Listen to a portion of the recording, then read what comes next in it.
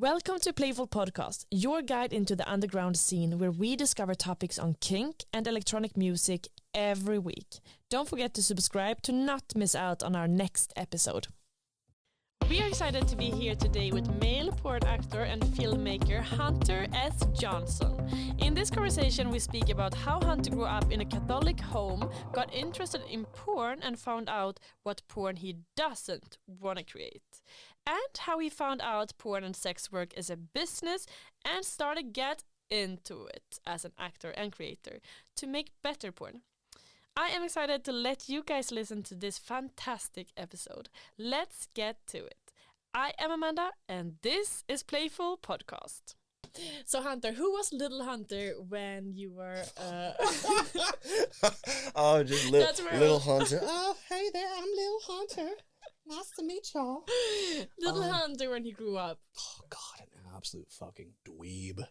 What is a dweeb? We can swear, right? Where are you from? I am from Michigan. I am from northern Michigan, actually, deep in the country. I mean, boondocks of boondocks. My driveway was at least half a mile long, and I had to snowblow it almost every morning. We had a wood furnace in my apartment. I had to cut down like acres of trees every winter to keep it going. Very, very country. Wow. So little me was, oh God, a dweeb is a kid who finds an old baseball hat, puts a red visor on it, has targeting things on the eyes because he loves bugs and he's a bug terminator. And he's going to go out there and use this baseball helmet to pretend that he is the bug man. That's a dweeb. A little nerd. Nerd. Oh, yeah, that's the best way to put it. I love nerds. A little nerd. Okay, so do you love little you? That's a weird question, maybe. It is. It's deep as hell. I mean, this is, we're going straight into the psychology. Let me give my little self inside a hug and say that we are, I love. In a better place.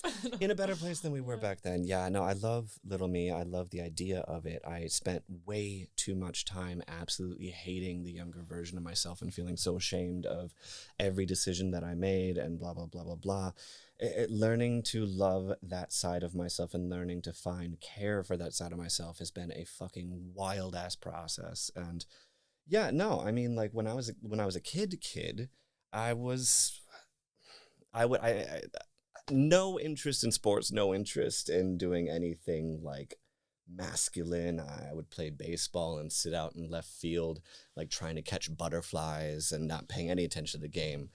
And as I grew up into teens, I feel like I had this strange sort of duality between who I kind of was, this, let's say more sensitive, nervous person wanting love, care, and affection, and who my family and society and everything else wanted me to be, which is masculine, manly man, gotta be, talking. Provide for the family.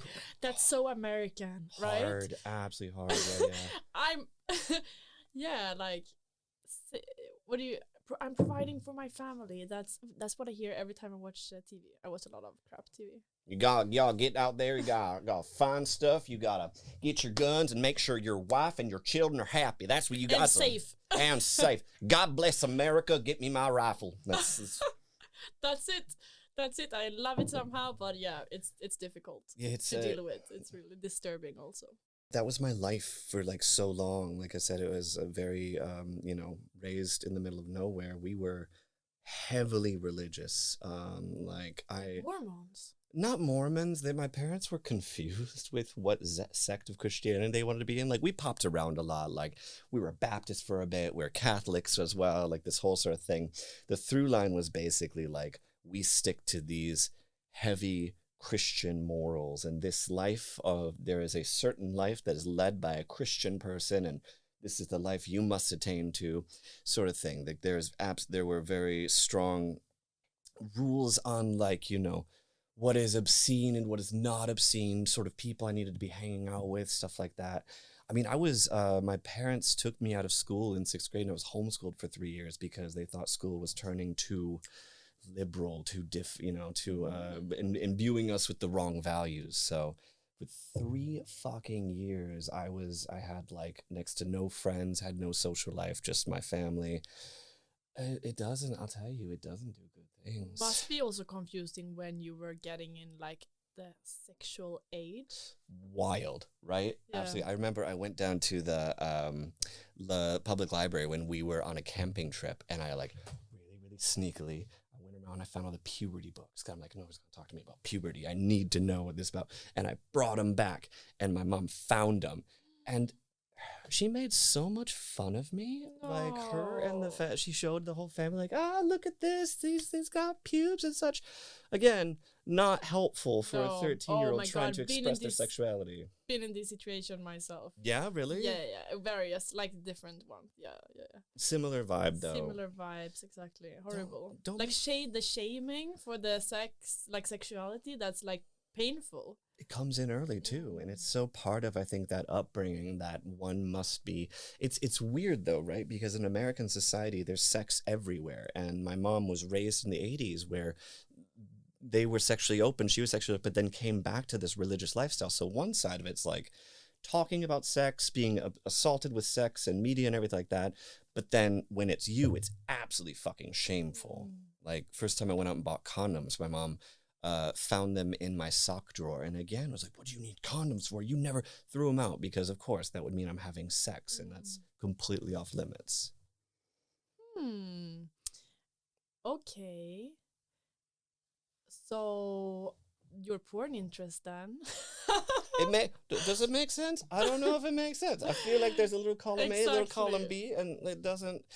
I don't know. I really do think I've put a lot of thought into this, that if one is raised hardcore by a certain set of values, and if one is traumatized in youth to really be a certain, or let's say force through trauma to be a certain way, the human spirit, the human nature is to go in the opposite direction. Or in my case, it was more of a like, my upbringing with sex was really fucked up. Like my parents had a whole lot of relationship issues, and for some reason they didn't really have friends. So I got to hear all of the sexual and relationship issues as like a 14, 15, 16-year-old. And it gave me this understanding of sex from an early age, but an understanding of it as a transactional or bad thing, or something one must do if they're going to be in a relationship. This is a thing that you have to do if you're married, if you're whatever. To get kids. To make your partner happy, because I think that's a huge part of like the modern Christian culture is to make the man happy. Exactly. Yeah. Serve thy man, take care of his needs, sort of. So he doesn't get upset. It's so wild, but yes, exactly. It's I heard some Catholic wedding vows recently, and that was in the Catholic wedding vows. It was some line like, always be there for your man's needs, and it's like, bro, why are you talking about fucking at this Catholic wedding? Put it away. Oh my god! It's like, do you really say yes? If you say yes to this man, you're gonna have to make him happy. Every fucking, oh man, this is what got me though, is after seeing all of this. I'm not saying as a teenager I was a perfectly formed, like, oh, this sort of sex is bad, I will change that. But through my development and having this like sort of adult understanding of sex as a teenager, being able to sort of see these flaws and how the system worked, I found that that's not how, like, it's supposed to be happy, it's supposed to be joyous, something like that. And that didn't fit. Like this whole force, this whole need, this whole system of like almost oppression that says, well, if you are going to get something from your partner, you have to have sex with them. Or even if you don't want to. The housewife. Exactly.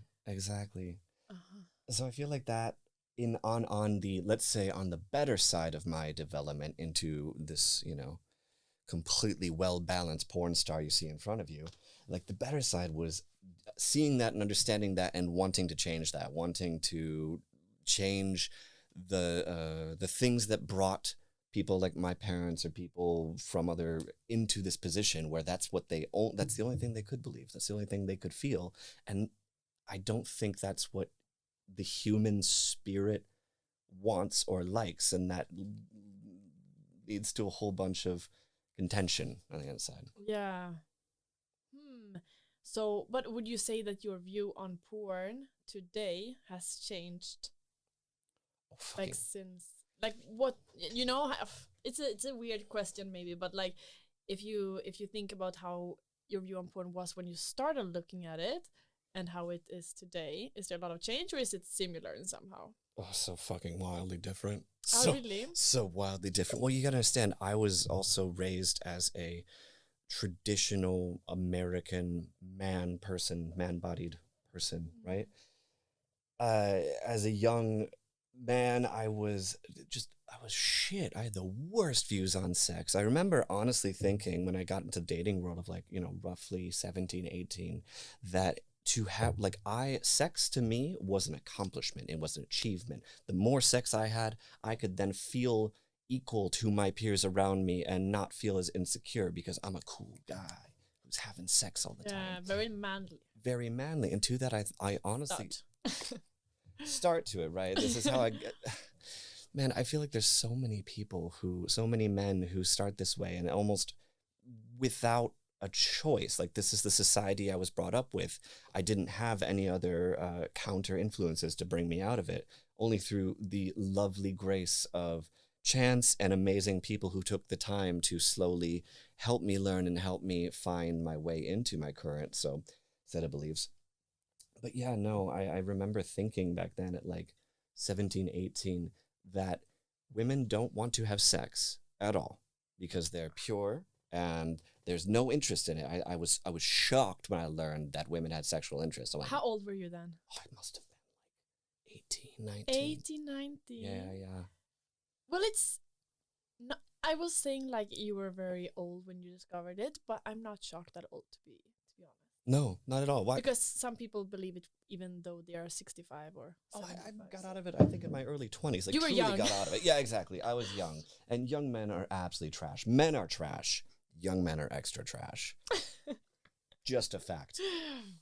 They had less time to think about things. Less time to think about things, less time to form themselves, and the things that they are formed into are the things that are useful to society, which is patriarchy, strong young men, fighting spirit, at least from my society, all these things, and constantly being formed into what is good for that society. I am better than women. I am stronger than women, blah, blah, blah, blah. All these things, right? Yeah. God, I'm so glad I got out of that. Yeah. Mostly, maybe. Let's see. But but so your parents know that you do porn today? Yeah, kind of. I mean, my mom, after my parents got divorced, my mom had a complete change as a person and like really became a lot more open, really became a lot more accessible. And I feel as though happens, I've heard. It happens, yeah. And I feel as though like she dropped the religious aspect almost completely, and I feel as though like it was almost forced on her from this, right? So I've talked to her about it. Right. I feel so, honestly, being able to converse with her as a human and her apologizing for a lot of the, wow. It was great. It was actually fantastic. So I talked to her, and like she still has, she'll go through a period where she'll just text me and be like, "Are you sure you're okay? I want to be sure you're okay." And I'm like, "No, Mom, I'm fine." Sweet. It is. It's mom stuff, right? But no, I've explained to her like why I do this, what I want to do, what I want to change in the world. Okay, she meant, "Are you okay because you're doing porn?" Yeah, I thought she was checking on you. No. Okay, because I'm doing porn. She's more like, I just don't know. And I'm very glad she didn't do the thing that I hear from so many parents, which is like being okay with straight porn, but not okay with gay porn. Like this is her view. No. I think a lot of people from other porn stars I've talked to who've opened up their parents, like the parents that say, "Well, as long as you're not taking any dicks in your ass, then I'm fine." Stuff like that. Which that would change a lot. God, that'd be so obviously. Yeah, that'd be just oh my difficult. God. That's crazy. Okay, but she's not having those ideas, or? No. She's actually quite fine. She's down with the gays. She's a happy modern woman. Oh wow! Look at the evolvement. Right? Yep. I think a lot of that has to do with her interactions with me and my younger brothers. Like I before this, let's say this switch, like I was heavily into the Republican Party as a kid because that's hardcore conservative, hardcore everything. Like I went to Baptist camp every summer and For would how long time? ugh, Like um, 6 weeks. yeah, like 2 weeks actually, Oh, 2 2 weeks of weeks. summer. Yeah, not Still, crazy still long, but intense. still intense. Church 3 times a day. It's fun times. But then the big change happened when, do you know Michael Moore, the filmmaker? Yeah, yeah. Yeah, so I was 18 and got an internship with Michael Moore and was introduced to this whole other world, right? So, Wow, that's definitely weird for you as a Republican to be, buddy, you know? Must have been refreshing. it was nice. I mean, I'd already started having arguments with my parents about this because, like, I almost got disowned for working with Michael Moore. It was a very, very Republican household, but it's so refreshing. And it really allowed me to have other viewpoints and start really opening my perspective. And that's exactly what led into me then pursuing porn or starting to look into porn. Like, because I was doing filmmaking, right? So I wanted to be a filmmaker, and I had my super fancy Canon GL2 back then. At the day, this I was so proud to have it. I spent like $1,800 on it. It was a super nice, like semi-pro camera that still had tape decks in it, right? And then the next year, DSLRs started having video capacity, and they were completely outdated. I'm like, fuck. Oh no. Starting out, I'm just curious about this because starting out as a porn filmmaker when you're just, I don't know, maybe you had a community, maybe you had some connections, but is it like filming yourself, wanking, or how do you start out, you know? I mean, back then, this is before camming even was a thing, right? This is the weird, let's say this was 2009 or so. There's this kind of weird through period where the tube sites had just sort of come onto the stage in 2004 or so, but we weren't at this sort of OnlyFans camming way that the porn industry is now. So no, it isn't, because then I would have only made VHS copies of it, distributed to people on the street, and nobody wants to see that. Nobody's out on, nobody's lining up the highways of northern Michigan with some dude. Hey, you want to buy VHS? I'm masturbating. It's really good. Come on, take $10.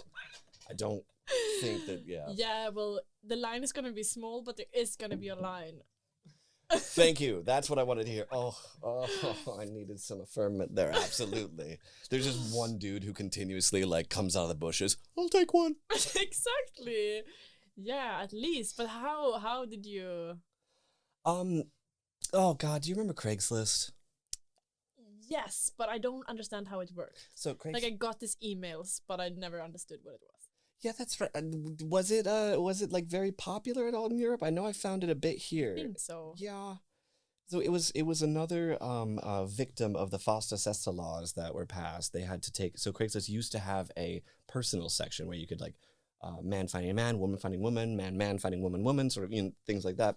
And they had a bit of like sex work offerings in it. And I remember I was looking through because I'm like, I want to keep on working in the film industry. I want a film job. And a local sex toy company had said, hiring filmmaker, want to start a porn site, porn series. And I'm like, that sounds like fun. Could I? That sounds super exciting. Because I was always, like the entire through thing of my like young adulthood was obsessed with sex. Absolutely. I love, and not even just in that like, you know, horny teenager way, but just like love learning about it, love being part of it, just love all this stuff. And this felt to me at that point just edgy enough that, yeah, I want to do this. And it interested me, right? So I contacted the guy, and how do I explain this? As my first porn experience, this is the most perfect porn experience one could have in like the god-awful, disgusting mainstream porn world of the past, right? So it's this guy in his back office at his sex toy store off the highway, and he introduces me to what he wants to do. He's like, hey, I want to make a few videos of my girlfriend. You know, she's really hot. She's really fucking hot. I found you really like her. So like, yeah, sure, we could do this. We come up with some ideas, and I come out to his house where his girlfriend is. I'm 19. His girlfriend is 18. She had gone to high school with me. And I'm like, hey, didn't know it was you. This dude's like 45, and they had entered into this is like, I'm not even going to call it a BDSM relationship. Like, it was crazy abusive. Now looking, like, at 19, I had no idea what was happening. I'm like, oh, they must just like it. But looking back, the wildness of it. She ran away from home, living with a 45-year-old who has her in a strict 24/7 BDSM relationship with a posture collar all the time. And oh man, it was just so fucked up. Like everything about it. We shot, I mean, my footage was fantastic, I'll say. But the situation, everything of it, I didn't understand for a long time just how fucked up it was. Because I don't think she really even wanted to be going into porn. I think that he suggested it because he was, quote unquote, a veteran of the adult industry. And she's like, yeah, sure, I can do that because she's in a quote unquote BDSM relationship. It kind Also, of. it's like, well, you gotta pay rent somehow, maybe. Oh no, she was living with him too. Like, Yeah, but he could say that. absolutely. You never know. You're absolutely right. Like, oh hey, you want to keep. Yeah. Like we shot scenes. I shot all of my first porn. I remember one of the shittiest points of it was they wanted to shoot boy girl scene, and to find a guy, they put up signs in all of his stores, just like a printout of her face, and do you want to fuck this, with the telephone number underneath. So they found this guy, and he showed up to the hotel room, and he was just like, there was no STI testing, nothing. Like, just literally, dude shows up, all right, you fuck her, I'll record. I really know, like, I really understand by hearing you. Sorry for interrupting. No, go for it. I really understand when hearing you out, like, about this, where porn got a bad reputation from. Yes, so much of it was this. So much of it was older white men controlling what they want to see and having no checks and balances in it whatsoever, feeling entitled to do anything that they want and having the ability to do anything they want because there's no oversight. This dude could do whatever the fuck he wanted in the situation, and he did. So yeah, the guy, we'll call him the talent, shows up, and he hadn't been told that the producer, the guy who's setting this up, is the performer's boyfriend. So he gets really nervous because here's this big dude talking about how he's dating this woman. He's like, and the guy, you know, one of the things that you don't want to do if a male performer, penis wielding performer, is nervous on set, is make that person more nervous. It's not great. It's gonna take a lot of time to shoot the film then, huh? Oh, buddy. So his answer was, what, you got a problem? Does that make it weird? What, you don't like her? And he goes, oh, sure. So he could not get hard at all. And this isn't like, you know, this isn't a guy from the forward-thinking Berlin queer community. What year are we on? This year is 2009. 2009 still, yeah.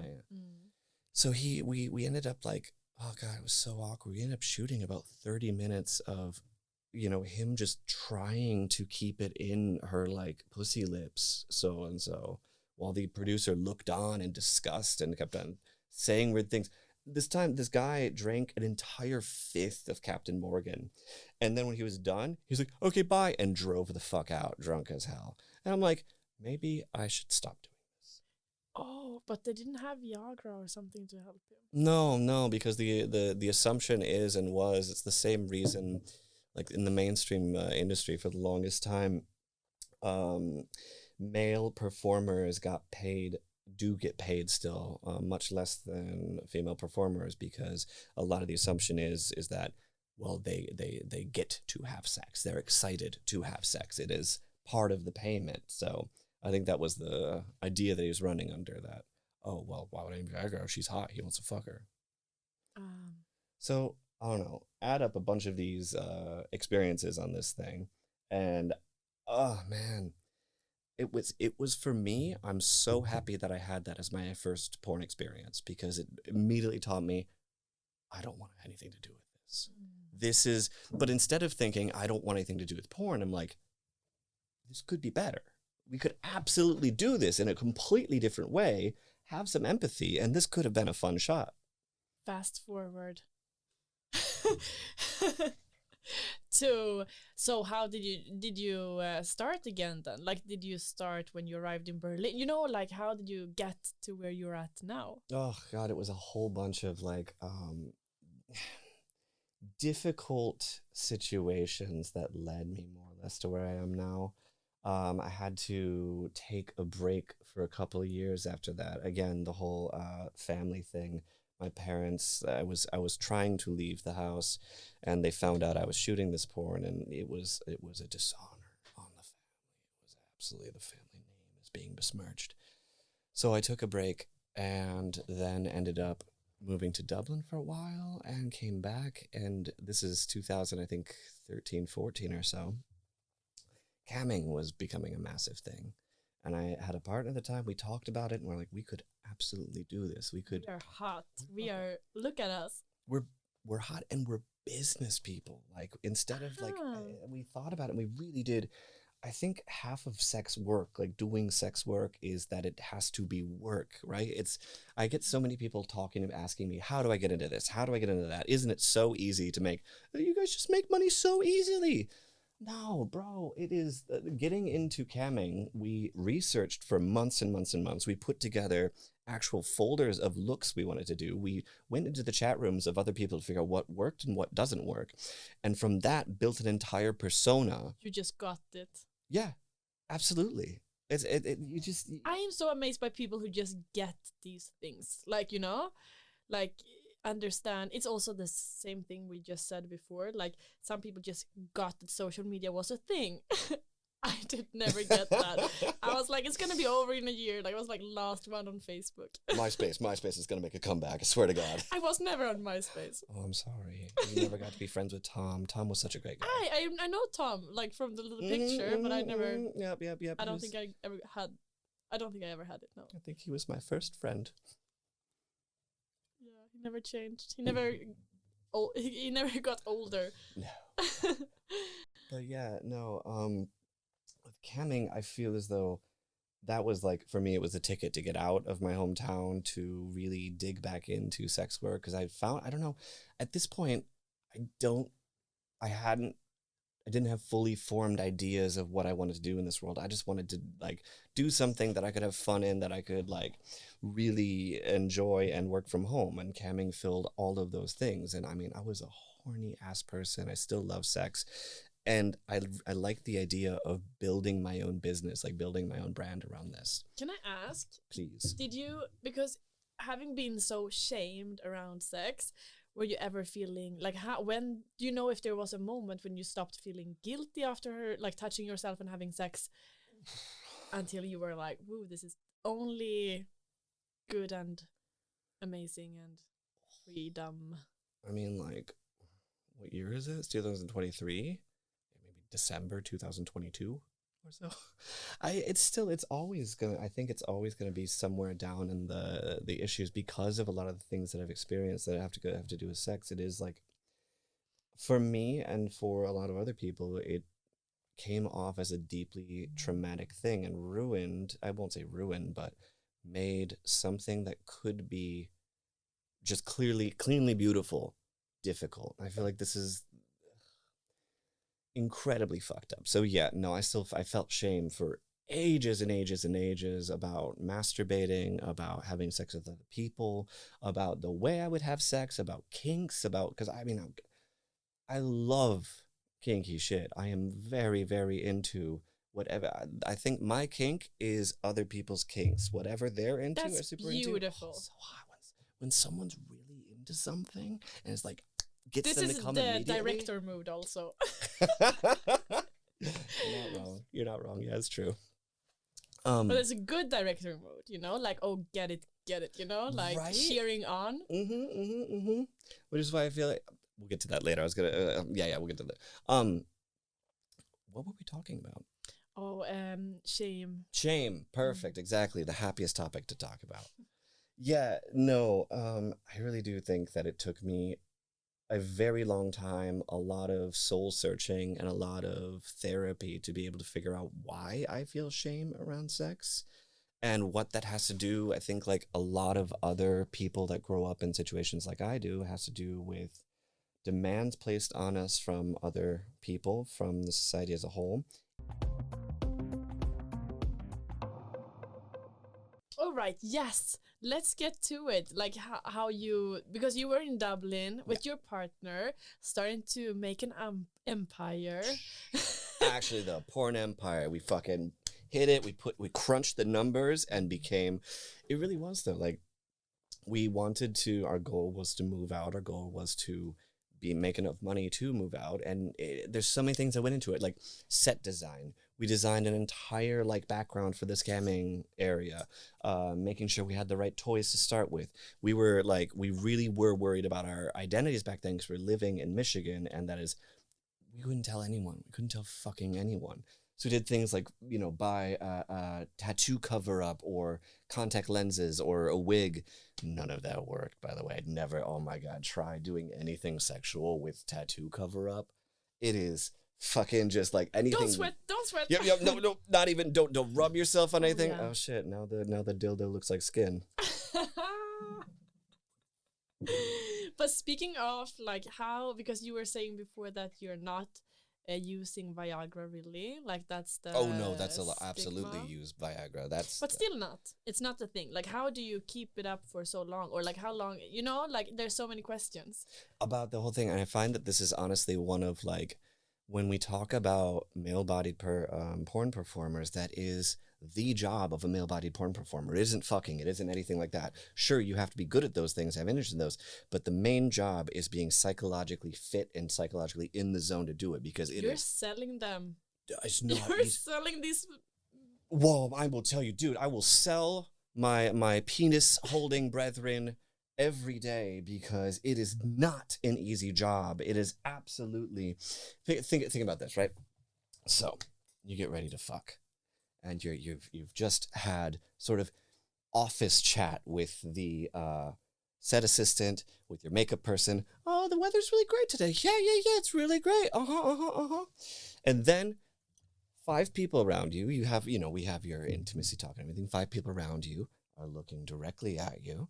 Lights are on, cameras on, some guy's holding a boom above your head, and then they go, and fuck. It is to be able to set all of that aside and find your own zone and find something. I think of it as like a job. When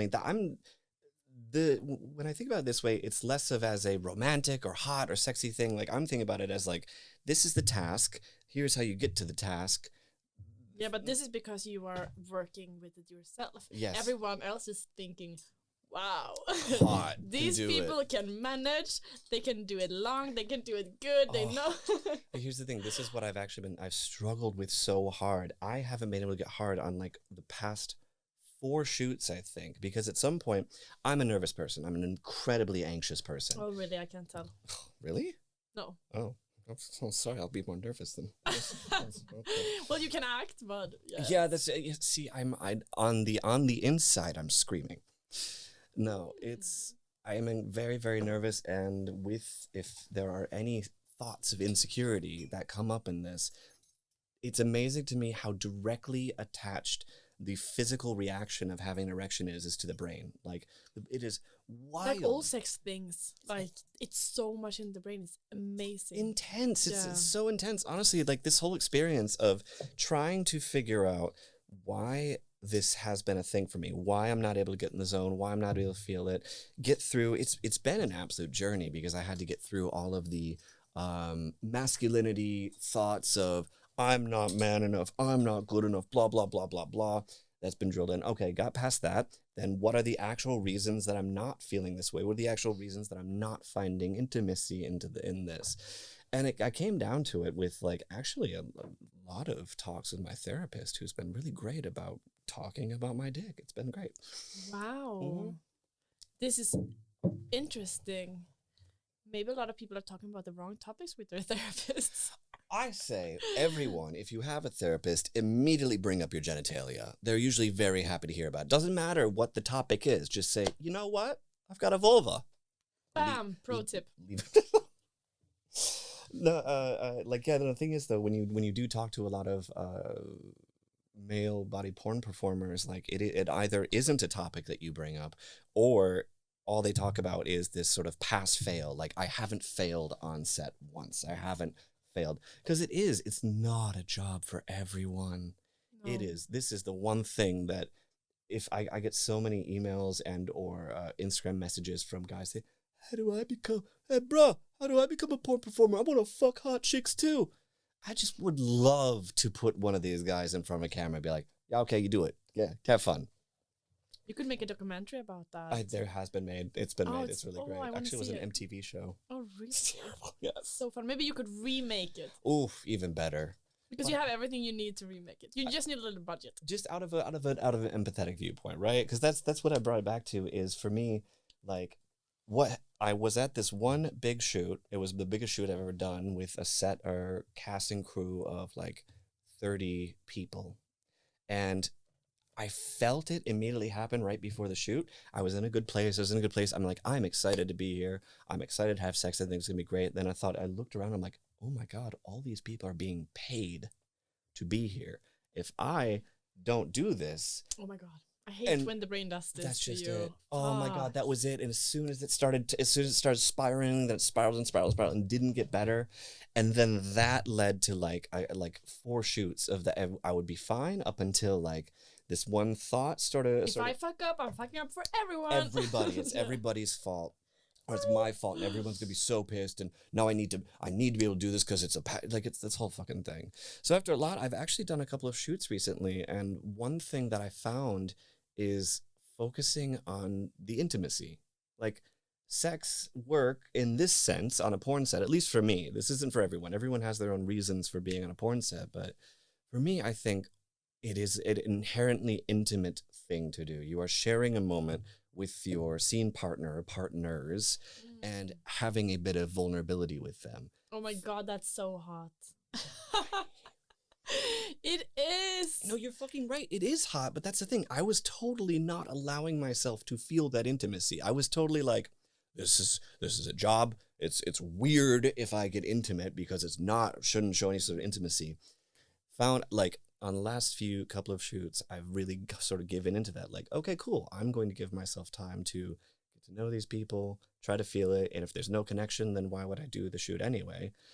Oh, it's been so nice. Like, honestly, I really found that in the shoots that I couldn't get hard on, it's been great to show from our small community of porn makers here that there are values like having a hard dick isn't a requisite for good sex. Being able to show that on camera, using hands, using mouth, using other thing was fucking great. But I have a really nice cock. And you want to show it. Oh, God, I do, honestly. It's fun. Well, I guess the little hunter is still in you. God, oh God, let's stop referring to him as a little hunter, because as we've previously stated, he's at least an 11 out of 10 hunter. So you'd like, maybe not little. I get nervous. No, I'm like, oh God, need perfect, to touch perfect, on the bottom. perfect, easy. Then we are both equally nervous, and I am happy. Okay, good. I needed that. Yes, thank you. I was blushing on the ride over here. Oh, really? What were you thinking about? I was so fucking nervous. I'm gonna be talking on camera. This is very nerve-wracking. Like, it is. It can be. I have not been nervous in a long time now, though. But you managed. Yes.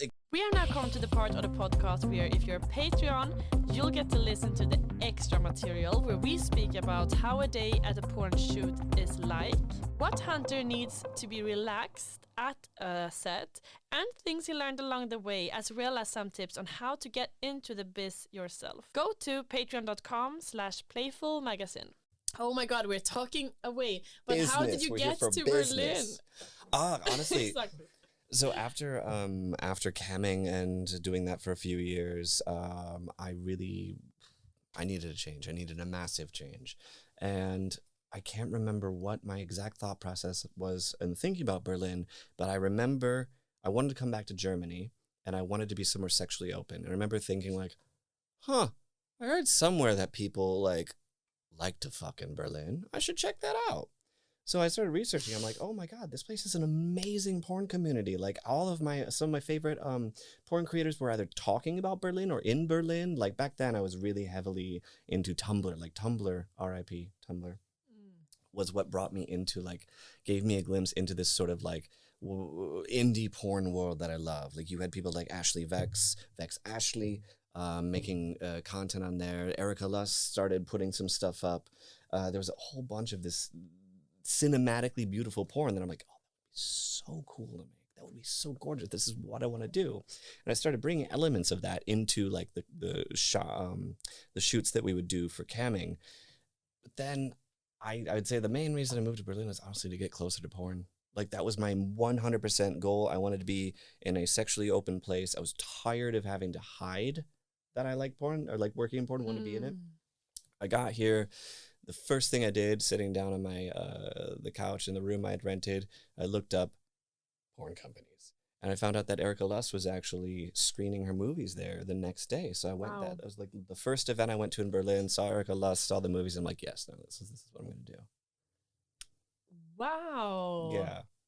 I got to say the community here in Berlin hasn't disappointed. Like it is absolutely one of the greatest decisions I could have made. I don't think I would be able to find such a just wildly awesome and supportive community of queer, sex positive, the right moral people that we have here in Berlin all working together to kind of like counteract what porn can be seen as or what porn is believed to be. The first film you ever directed also was nominated for the, what's the name, AVN? AVN, Stupid Wild. And even in Europe or in our scene here, it doesn't have that much of an understanding. I didn't have understanding of how big of a deal it was until I started like connecting with people in the mainstream porn industry. And like, I just brought it up a few times. They're like, holy shit, what? It's actually kind of a big fucking deal. Like, I really didn't expect it to be nominated or chosen at all, any way, shape, or form. Sell the film to us. Okay, so it is a film. Me and my friend, when I first moved to Berlin, he's a philosophy major, and I was talking about how I want to make porn. He's like, I think I could write a porn. So, well, let's do it. And we worked for a year or more, basing off of one or two like philosophical like main postulations, like a main idea, right? And building a story out from that. So building from the idea of what is power, who has power, and why do we as humans constantly seem to put ourselves in power struggles, and then putting that into a film. So the concept of the film is a man is fucking his boss's wife. His boss's wife does not like that her husband has power over her, and this man wants to get power over his boss by fucking her and also power over her. So she, in this space where he shows up to fuck her while her husband, his boss, is away, decides to fuck with him because she understands that he's just there. He doesn't like her. He doesn't want anything to do with her. He's just there to get off because he wants to have power over his boss. Ooh. And the entire film plays with this concept constantly. Like it's those two, the power shifts, it goes back and forth, back That's and forth. Beautiful. You should watch it. It's really good. Yeah. Someone always wants you. Really, no, it is. And they play with, they know what each other's fantasies are, and they play with the fantasies of it. Yeah, I'll send you, actually, I'll send you a link after Perfect. this. You're going to absolutely love it. Yeah, it's really great. That's really nice. Thank you. I'm looking forward. But then you were shocked. Like you created this. Well, I saw it was actually, so it's for... Did you create it without pressure? Yes and no. Like it took us, I'd say it took about 4 years of complete production time, because I originally was going to be starring in it with my ex Lucy, who ended up still starring in it, and I was going to produce it myself, and then we ended up producing it with Erica Lust, Next Confessions. God bless them for producing this with me. It was so fantastic. I was on my first shoot with Erica Lust, and like I'd sent in the application for this, and they hadn't told me, I hadn't gotten back, so I was like really afraid to ask, and they're like, hey guys, we gonna make this movie? So over lunch, I was just chatting with them, and I was sitting next to Erica, and I'm like, hey, so what do we think? She's like, oh, they didn't tell you? Yeah, of course we're gonna make it. That's gonna be great. Yeah, let's do it. And I like just started crying. She's like, oh my God, this is so great.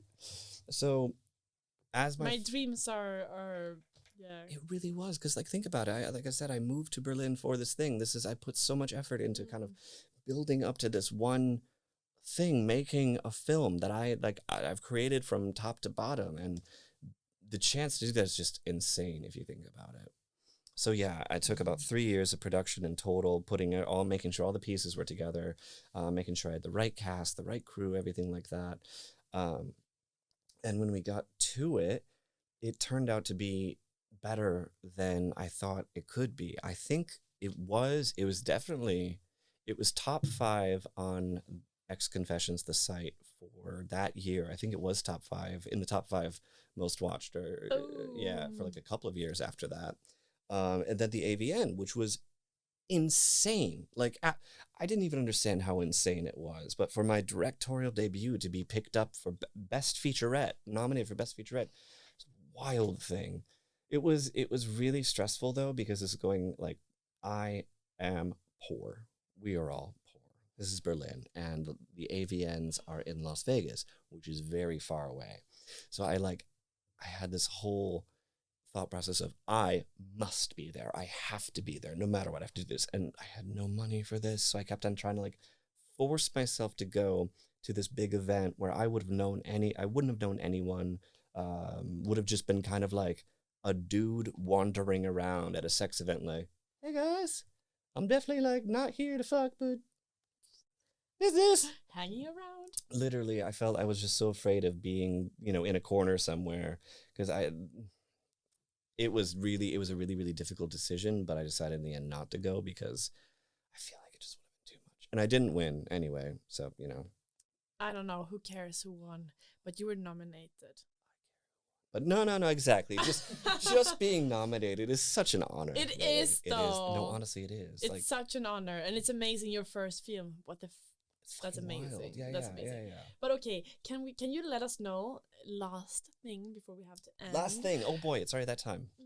But can you let us know what you're looking forward to this year? Are you going to be in any films we may see somewhere?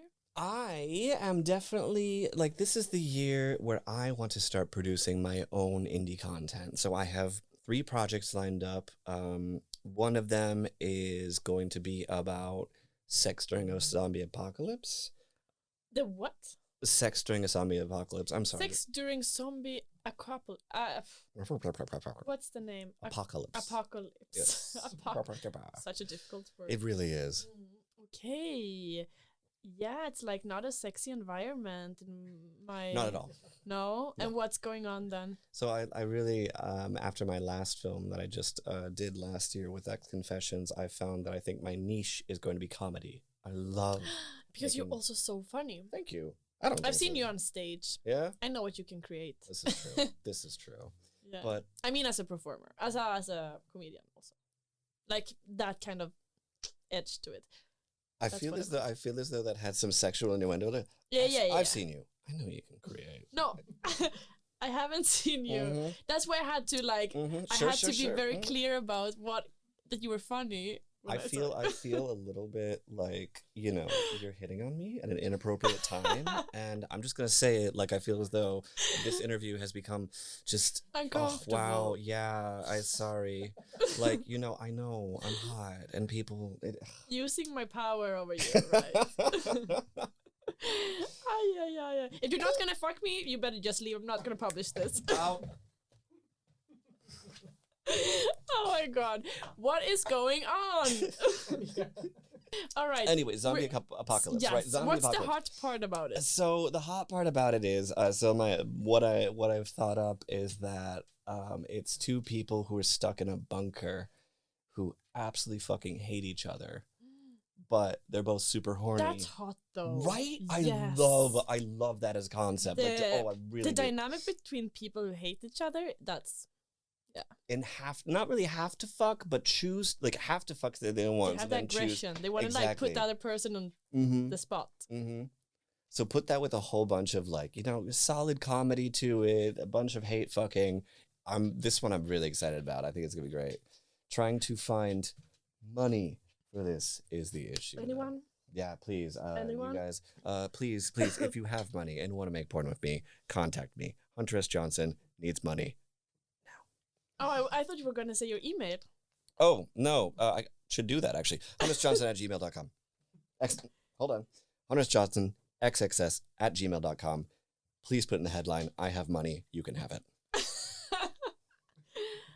And that's it. This was it for Playful Podcast this week, but please follow, subscribe, and listen to our next episode. And if you want to have a say about future artists, or even ask your own question to one of our guests, follow us on Instagram and make sure to add your question when we lift our coming guests. Thank you so much for joining, and see you next week.